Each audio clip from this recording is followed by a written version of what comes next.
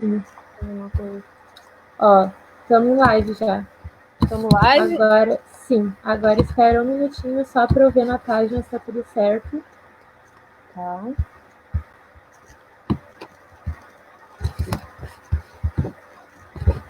Só um minuto.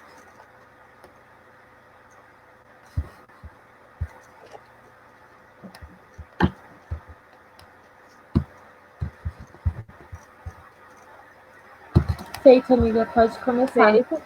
Obrigada, amiga. Boa noite. Boa noite. Um beijo. Boa noite, pessoal. Queria perguntar para vocês se vocês estão me ouvindo, se tudo certo no áudio, vocês estão vendo os lives. Só para a gente ter esse feedback, para saber se estou conseguindo me comunicar com alguém. Não sei se tem alguém vendo, mas então vamos lá. Boa noite.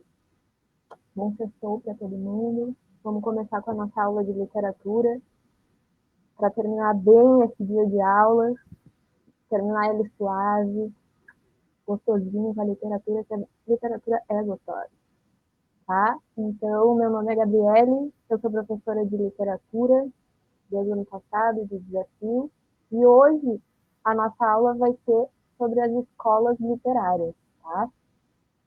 E eu queria conversar com vocês, quem estiver aí assistindo, vão recebendo comentários. Quem aí sabe o que são as escolas literárias? O que vocês acham que pode ser as escolas literárias? Tem alguma ideia? Estou esperando vocês me dizerem o que vocês acham que são as escolas literárias dentro da literatura.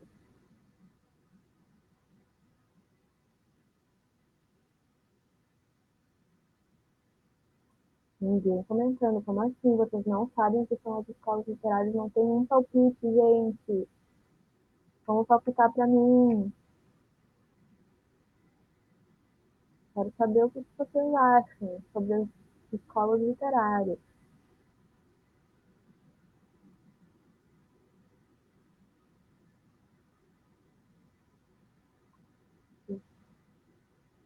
Bom, você não está querendo dar sua opinião, mas vamos lá. Então, o que são as escolas literárias? As escolas literárias são movimentos literários, tá? Num determinado momento, de um contexto histórico, com autores que têm afinidades e características semelhantes, como eles falam de um mesmo assunto, eles tratam de um mesmo tema, eles têm um perfil de escrever não pedi a palavra, perdão, mas uma métrica assim, específica que se segue naquele momento, e principalmente os temas, e por que a gente precisa comparar as nossas escolas literárias com o contexto histórico. Porque o contexto histórico diz muito sobre o que aqueles autores estão dizendo, escrevendo, produzindo. E autores? Não apenas os autores da literatura, os escritores, mas também os autores, os artistas, os músicos, compositores. Isso, as escolas englobam tudo isso, tá? Então, não são apenas escritores, poetas, enfim, são artistas em geral. As escolas literárias englobam. Então, escolas literárias são movimentos literários de um determinado contexto histórico que tem, num determinado momento, um conjunto de autores com suas semelhanças. Beleza? Então, vamos para um quadrinho aqui que eu montei para vocês, para dar uma introduzida do que são a, as escolas literárias. Então, a gente tem todas essas escolas literárias aí, que a gente vai ver uma a uma durante todas as aulas que a gente vai tendo, tá? Então, elas são divididas entre a era colonial e a era nacional. Por quê? Porque na era colonial, nós, Brasil, éramos colônia de Portugal. E já na era nacional, nós tivemos a independência do Brasil. Então, entra esse momento. Viu a importância aí do contexto histórico? Que é separado por épocas, por eras, por momentos, que esses momentos que a gente consegue identificar aquela escola literária.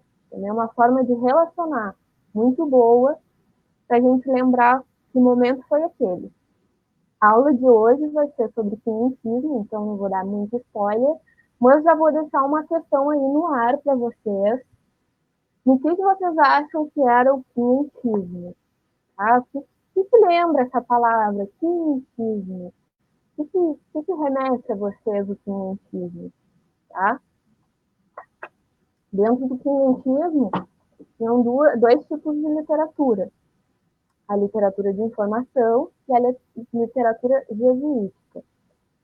Existe uma discussão sobre o quinhentismo não ser uma escola literária, porque não segue um padrão e uma, uma forma de se expressar. Então, ele se aproxima mais de um período histórico, mas a gente estuda ele como escola literária para entender o contexto da era colonial e de onde veio a nossa literatura brasileira, tá? Seguindo, então, a gente vai ali para o Barroco. O Barroco foi um momento... então, quinhentismo foi em 1500. Desculpa, não... Aquela questão que eu deixei para você. Já dei spoiler. Não me segurei. Tá, então, seguindo, a gente tem o Barroco, que foi de 1601 a 1700, e a gente encontra no Barroco um conflito teocêntrico. O que é isso? Conflito teocêntrico. O que é teocêntrico? Teo é Deus e cêntrico é centro. Então, Deus no centro de tudo. Tá? Então, o que foram os conflitos teocêntricos? Era o homem se expressando com suas dúvidas dentro da religião e ser o que eu sou e o que é Deus. Então, o Barroco expressa muito isso, um conflito o tempo inteiro, a dualidade dentro do Barroco. Tá? E em outros momentos a gente vai entrar mais a fundo nisso. O principal autor que a gente tem nesse momento é o Gregório de Matos. Gravem esse nome porque ele é muito importante, nosso boca de ouro, boca de ferro. Estou falando o nome de livro, tudo bom? Foi no século XVII, tá? Depois, nós temos o arcadismo, a partir do ano 1700, tá bem? Foi um período muito influenciado pelo ciclo do ouro. O que foi o ciclo do ouro? Que os viajantes iam em busca de ouro nas terras, iam em busca das especiarias e principalmente do ouro. E foi um momento também que aconteceu a Inconfidência Mineira, tá? Então vamos ficar bem ligados aí nesse momento. A gente vai se aprofundar. Estou só dando um panorama aí para a gente já se ligando do que vai ser trabalhado. Daí, depois do arcadismo, a gente entra então na era nacional, que foi onde aconteceu a independência do Brasil, que veio o Império para o Brasil. Aí nós começamos então essa era nacional com o romantismo. Tivemos três fases no romantismo.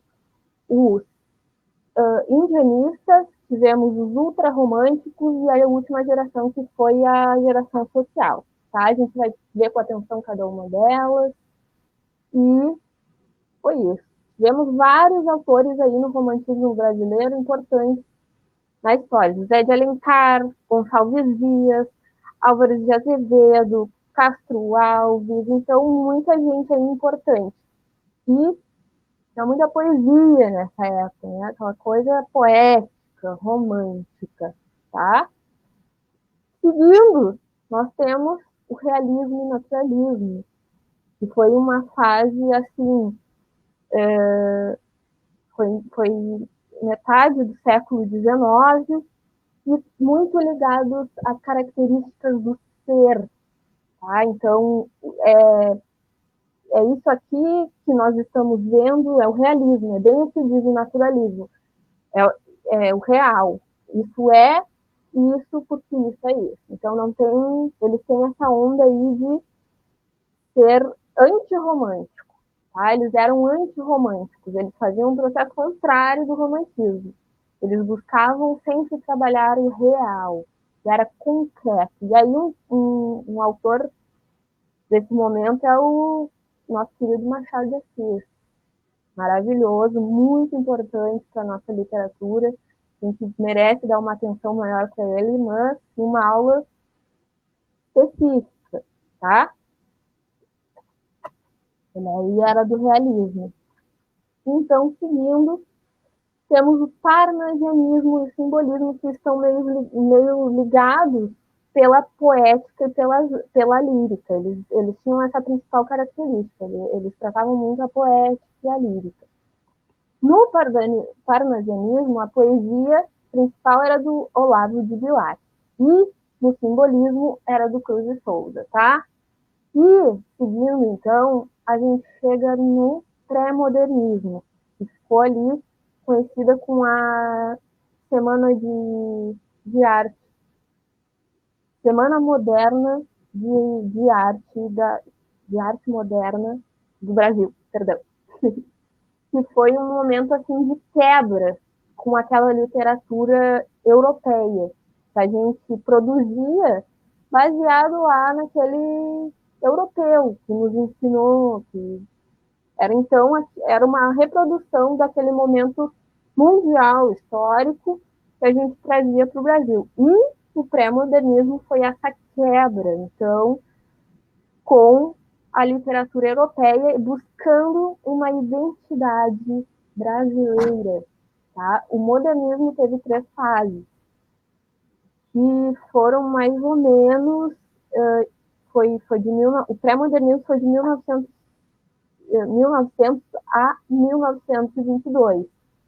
O modernismo foi de 1922 a 1930, a segunda fase foi em 1930 a 1945 e a terceira fase foi de 1945 aos dias atuais. Então, o modernismo brasileiro, ele passou por muitas coisas no contexto histórico dele, né? Ó, passamos aí pela Segunda Guerra Mundial, passamos pela ditadura, pela Era Vargas. Então, como será, né, que isso refletiu na literatura? E isso refletiu muito. Então, a gente tem muitos autores que comprovam isso. A gente também tem um movimento chamado Tropicália, que foi um reflexo ali da ditadura, foi um protesto, foi um manifesto da Tropicália que os artistas se juntaram para fazer um disco que eles estavam sendo censurados. Então, o modernismo foi essa fase importantíssima para o Brasil que a gente vai ver futuramente, também com muita calma, tá? E os principais autores que nós temos são Cecília, Graciliano Ramos, Jorge Amado, ali no início, até os atuais, tá bem? Vamos seguir então e vamos entrar para o nosso objetivo de hoje, então, que é o quinhentismo. Daí eu quero dar uma conversada com vocês, se vocês estão me ouvindo, eu quero uma resposta. O que vocês acham que é o quinhentismo? Tem alguma ideia do que pode ser? O que lembra o quinhentismo? O que não lembra? Não tem nenhuma ideia? O que vocês acham aí? Eu preciso saber o que vocês acham e o que não acham. Do que é o cientismo? O que pode ser esse movimento aí? Onde começou esse momento? Lá em 500, por isso, cientismo, tá? Cientismo começou em 1500 e foi até 1601. Bem específico isso, mas é o que a gente tem aí nos registros. 1601, não deu 1601 e acabou o quentismo, mas foi assim, foi um momento que começou a se transformar, tá? Então, o início do quentismo se deu com as grandes navegações, então, lá do Império Português, em busca de terras novas, de que trouxe eles até o Brasil. E tivemos a descoberta do Brasil, né, que não foi uma descoberta, porque o Brasil já existia, essa terra já existia, ela já tinha habitantes, tá? Ela tinha nativos, ela na verdade foi tomada, foi europeizada, roubaram a nossa terra. Mas, então foi esse momento aí. Começou assim a literatura no Brasil. O cientismo, os portugueses vindo em busca de uma terra, vindo em busca de especiarias, vindo em busca de ouro. Tem aquela toda história da descoberta do Brasil, que tem muitas opiniões sobre isso, mas deixa para aula de história esse momento, tá? Mas isso não foi descoberto nenhum. Entendido isso, que foi nesse momento aí que começou a literatura no Brasil,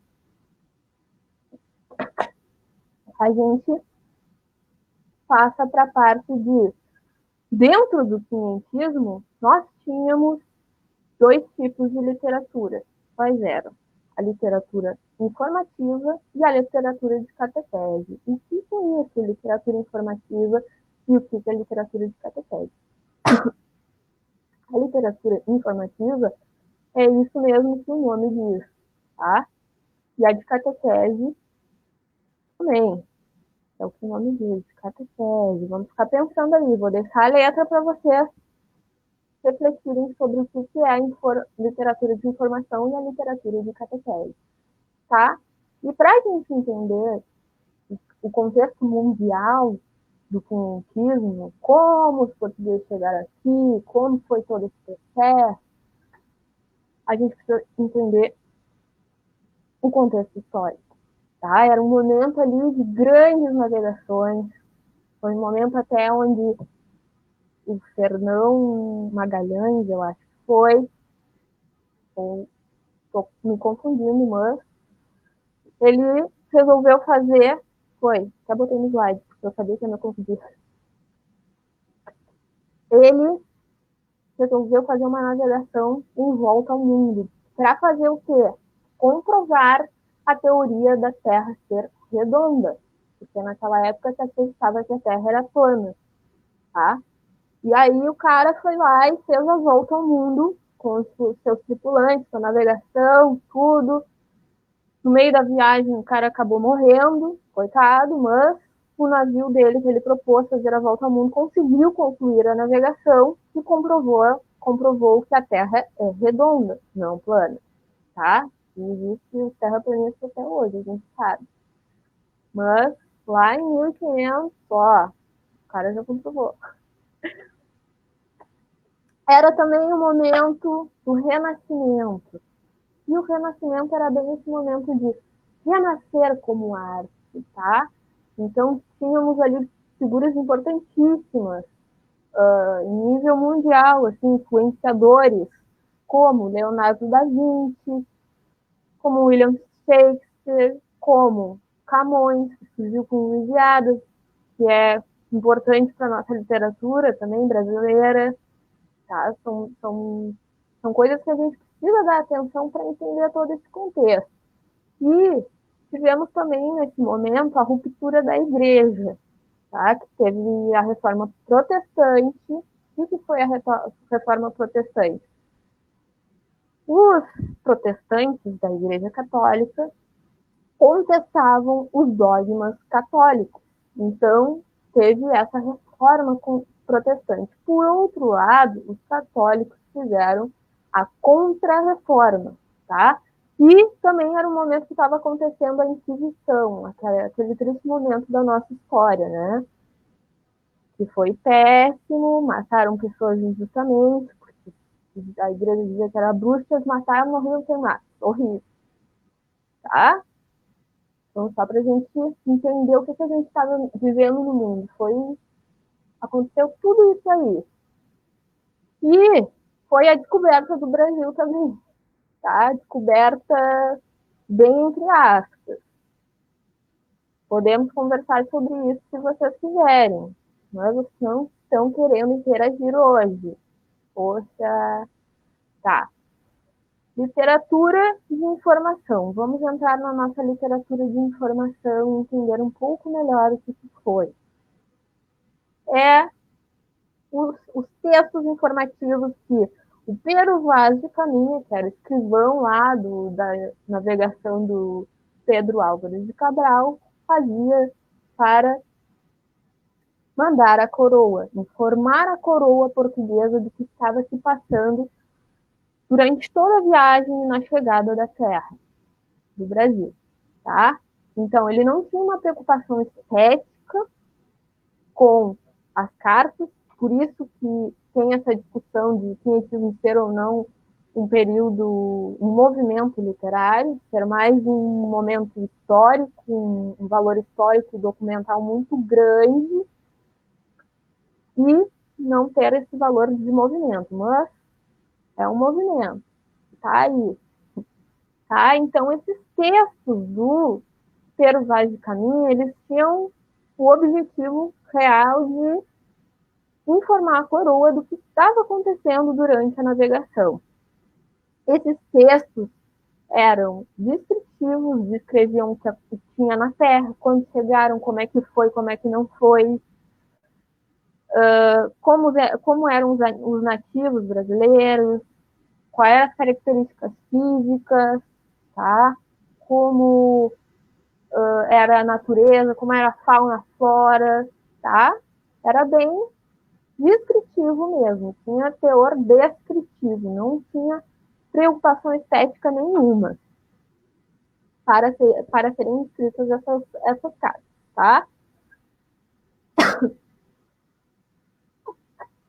Então, ele fez a chamada carta de nascimento, certidão de nascimento do Brasil, porque ele escreveu uma carta descrevendo todo o Brasil quando chegou, que a areia era assim, é bem detalhado, assim, é muito bonito e é chamada de carta de certidão de nascimento do Brasil, tá? Que a gente vê no ensino médio isso. A carta do Pero Vaz de Caminha, tá? E trouxe aqui um trecho para vocês da carta dele. Vamos ler juntos. Ali vivereis galantes. Então, de quem ele está falando? Pintados de preto e vermelho e quartejados, assim pelos corpos como pelas pernas. E certo, assim pareciam bem. Também andavam entre eles 4 ou 5 mulheres, novas, e assim nuas. Não pareciam mal. Entre elas andava uma, com uma coxa do joelho até o quadril e a nádega toda tingida daquela cintura preta.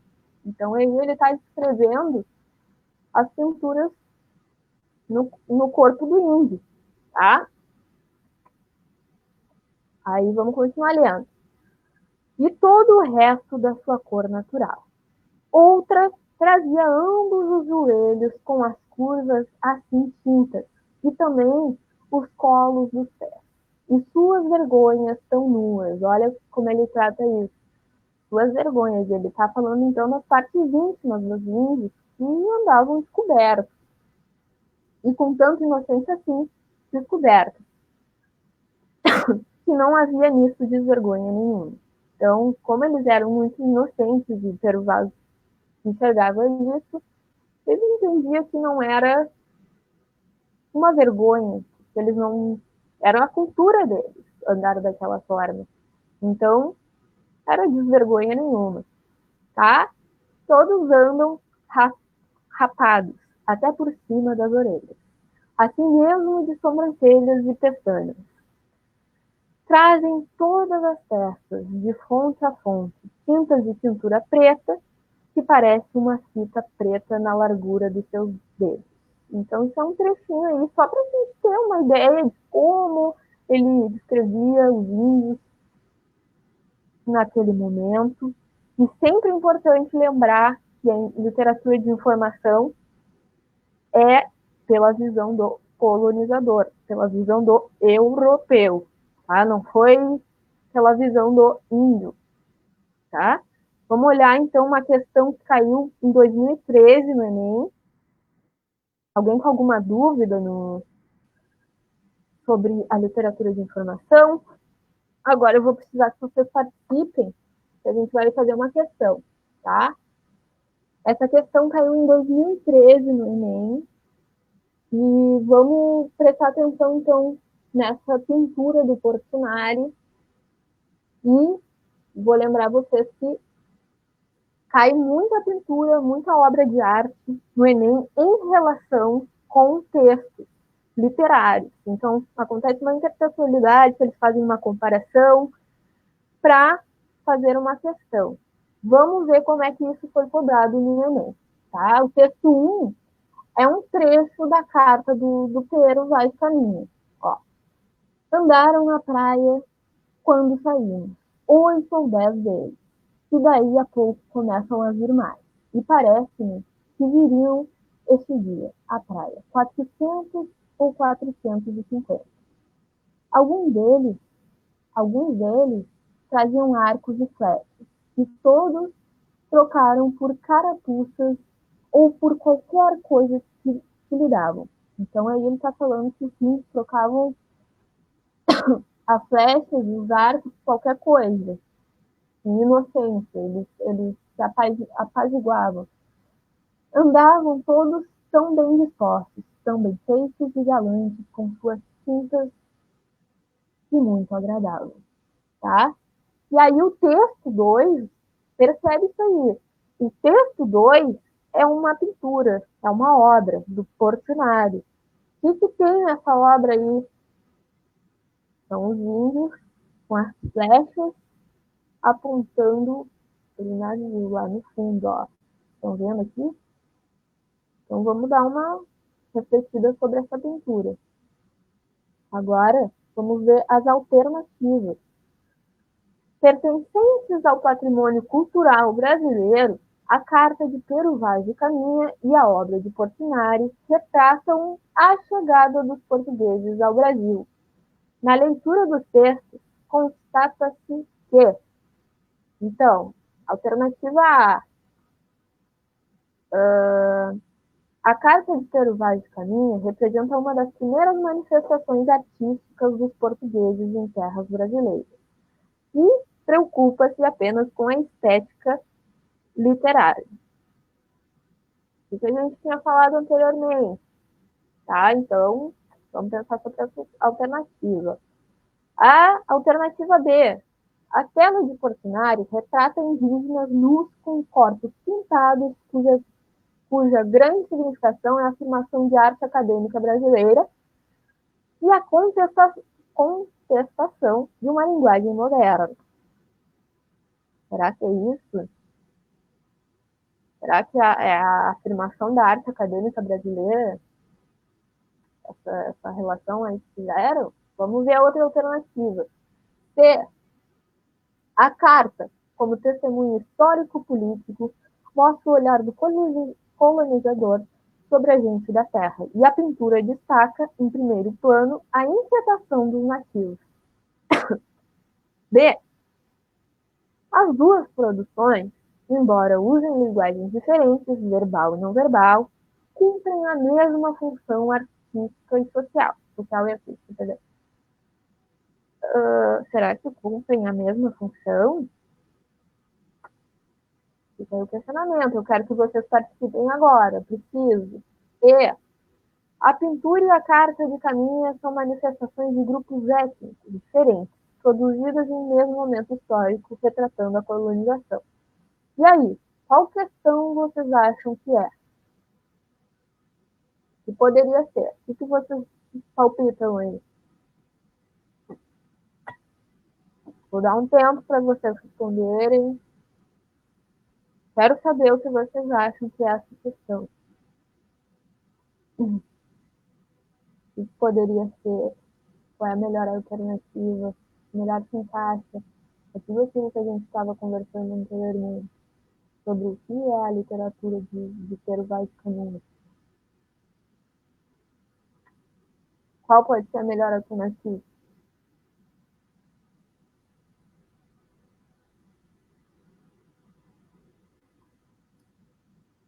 Bom, então vamos fazendo a eliminação aqui, para a gente entender essa questão. Vamos analisar a carta de Peruvais Caminho representa uma das primeiras manifestações artísticas dos portugueses em terras brasileiras e preocupa-se apenas com a estética literária. Não, né?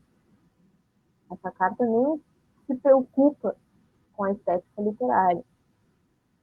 Ela tem preocupação em informar quem? A coroa. Então, ela não tem uma estética literária, aquela coisa lá do movimento literário que a gente estava conversando, que cada momento segue uma estética literária para se encaixar ali naquele movimento, tá? Então, alternativa A, descartada. Vamos ver a alternativa B. A tela de Portinari retrata indígenas nus com corpos pintados, cuja grande significação é a afirmação da arte acadêmica brasileira e contestação de uma linguagem moderna. Não, né, gente? Como que primeiro que fala apenas da pintura da tela do Portinari, falando que retrata os índios nus com corpos pintados, cuja grande não é só para afirmação da arte acadêmica brasileira e nem representa a linguagem moderna, né?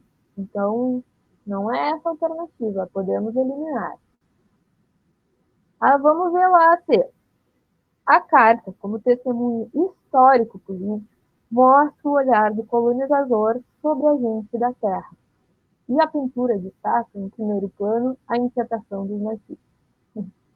Então, essa aí é bem possível, porque tem um testemunho histórico político nessa carta, sim, tá? É uma carta histórica, é um patrimônio, né, brasileiro, que representa a chegada dos colonizadores, como eles enxergaram a nossa terra, então a visão do colonizador, esse olhar, tá? E mostra o olhar do colonizador sobre a gente, da terra. E a pintura, por outro lado, destaca em primeiro plano, vamos voltar lá à pintura, a inquietação dos nativos. Então, sim, é uma alternativa possível.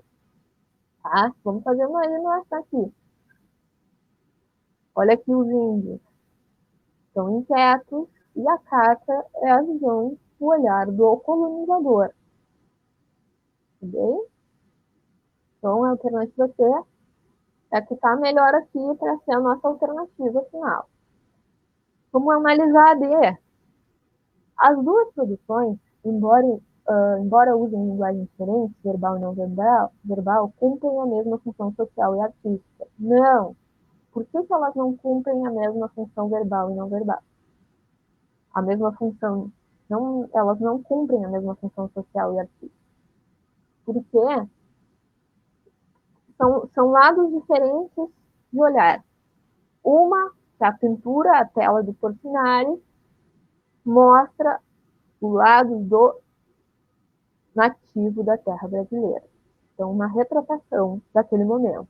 Como eles se sentiram naquele momento sendo invadidos, tá?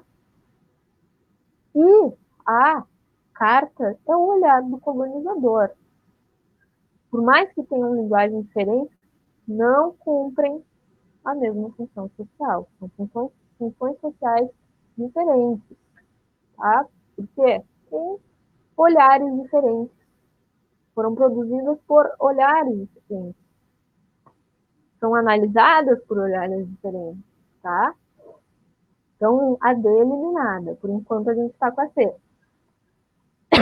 Vamos ver a última.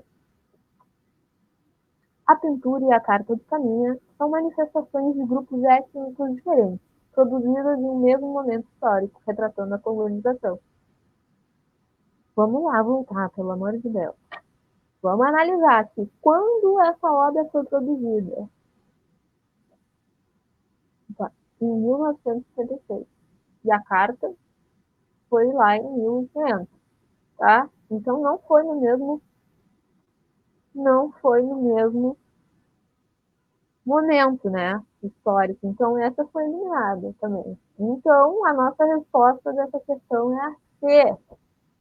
A carta, como um testemunho histórico político, mostra o olhar do colonizador sobre a gente da terra, e a pintura destaca o primeiro plano, a inquietação dos nativos, tá? Essa é a nossa respostinha, então. Então, viram como é que cai isso no Enem? É dessa forma, assim, que eles cobram as escolas, que eles trazem uma reflexão para ver os dois pontos, eles trazem muito intertextos, tá? Então, vamos passar agora para a nossa literatura jesuítica ou de catequese. O que foi a nossa literatura jesuítica ou de catequese? Tá? Pelo nome a gente já pode ter uma ideia. A literatura jesuítica teve como objetivo catequizar os índios. Tá? Esse cara aí, meio brabo da foto, da pintura, é o padre José de Anchieta, que foi o principal desse momento. Ele veio com a missão de catequizar os índios, levar a fé ao povo, porque o povo não tinha fé. Esse era o intuito deles, mas os índios tinham seus deuses, tinham sua cultura, e eles fizeram uma deculturação. Tá? Eles acabaram deculturando, fazendo a deculturação dos índios.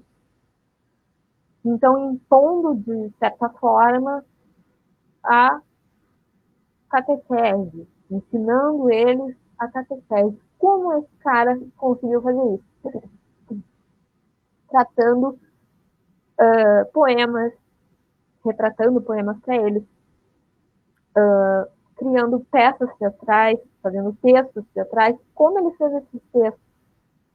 O padre José de Anchieta era muito espertinho, foi lá e fez a primeira gramática tupi-guarani. E com isso, ele ganhou muito pouco. Porque quando tu domina a língua daquele povo, tu pode sim, tu tem as armas para dominar ele. Então a língua é muito importante. Como tu vai lá na Inglaterra tentar dominar o povo inglês e tu não sabe inglês? Tá? Primeiro vai descobrir a língua deles, conhecer a cultura deles, para depois saber como lidar com eles, para atrair então a atenção deles. Foi isso que o padre José de Anchieta fez. Fez a primeira gramática tupi-guarani e depois fez um dicionário, tá? Botando ali, no tupi é isso, em português é isso. E aí ele começou assim a ensinar os índios a falar português e entender o português, tá bem? E ele usava, além disso, nas peças teatrais dele, a cultura indígena. Então foi uma forma muito, até um pouco suja, né, do padre José de Anchieta, para atrair a atenção dos índios e catequizar eles. Porque essas peças teatrais não era assim, cultura indígena, não sei o quê. Era sempre com o tema teocêntrico, sempre, tá?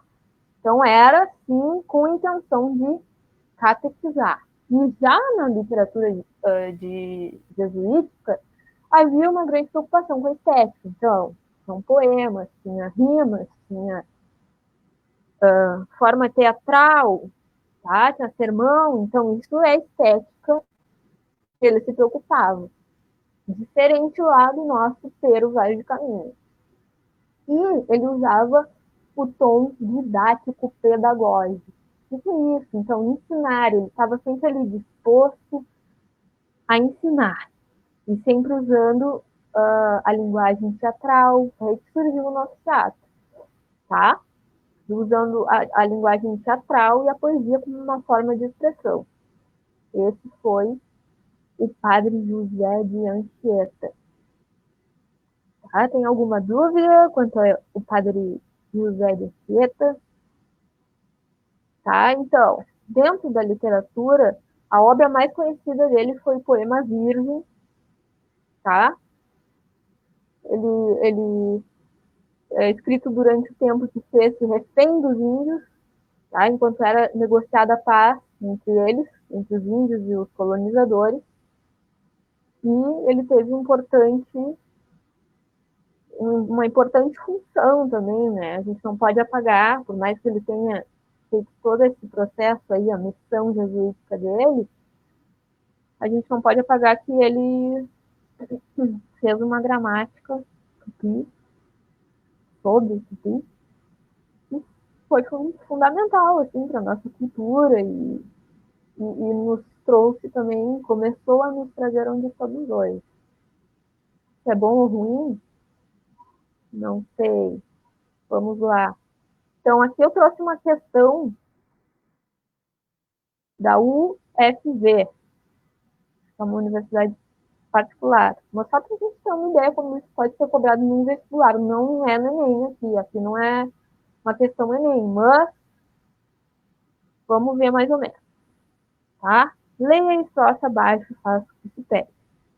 Dos vícios, aqui é um trecho do José de Anchieta, tá? Dos vícios já desviados, nos pajés, não crendo mais, nem suas danças rituais, nem suas mágicas cuidadas. Então, aí é um trechinho para a gente ter ideia do que ele tratava. Então, assinale a alternativa verdadeira, considerando a estrofe acima preanunciada pelos meninos índios em procissão. A.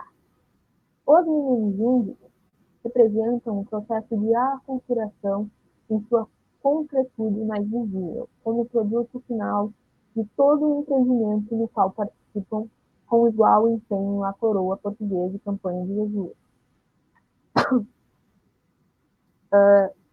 B. A presença dos meninos índios representa uma síntese perfeita e acabada daquilo que convencionou chamar literatura informativa. C. Os meninos índios estão afirmando os valores de sua própria cultura ao mencionar as danças rituais e as magias praticadas pelos pajés. D. Os meninos índios são figuras alegóricas cuja construção como personagem atende a todos os requintes da dramaturgia renascentista. Lembra lá que a gente estava falando sobre o seu auge do Renascimento no Renascentismo? E os meninos índios representam a revolta dos nativos contra a catequese trazida pelos jesuítas de quem querem libertar-se tão logo seja possível. E aí, o que vocês acham? Dessa estrofe aqui, o que ela afirma? Esses meninos estão dizendo de vícios a desligados, dos pajés não crendo mais. Então, que vícios é esses que eles estão desligados? O que será que era considerado vício? Não creem mais nos seus pajés. Por que eles não creem mais nos seus pajés? Nem nas suas danças rituais, nem suas mágicas de cuidados, que eles, né, índio conhece muitas plantas e tinha uma medicina muito interessante e que aqui eles chamaram de mágicas de cuidado, tá? Que eles eram curandeiros. Então, qual a alternativa vocês acham que se encaixa mais?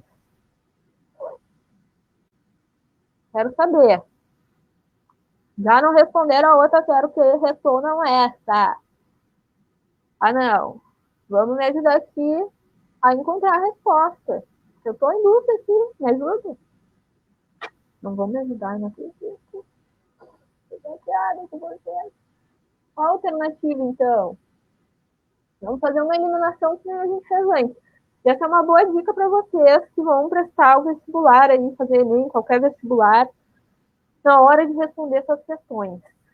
Analisem cada alternativa e vão fazendo eliminações por coisas que não batem com a questão. É uma ótima forma de chegar na alternativa correta. Vai eliminando, né? E vai encontrar a sua alternativa. Então, nessa questão aqui, os meninos índios, o que os meninos índios estão dizendo aqui nesse trecho de José de Anchieta?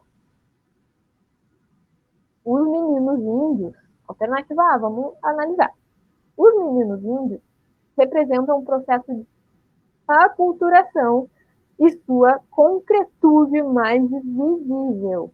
O que isso quer dizer, processo de aculturação? Aquilo que eu estava falando antes, eu falei desculturação, sei lá. Eu falei errado, que eu vou... Tá, é a aculturação. O que é a aculturação? Então, tirar a cultura daquele povo e trazer uma nova, desconstruir aquela cultura do índio e trazendo uma nova para ele.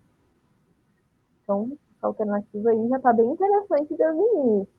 Como produto final de um todo empreendimento do qual participaram com igual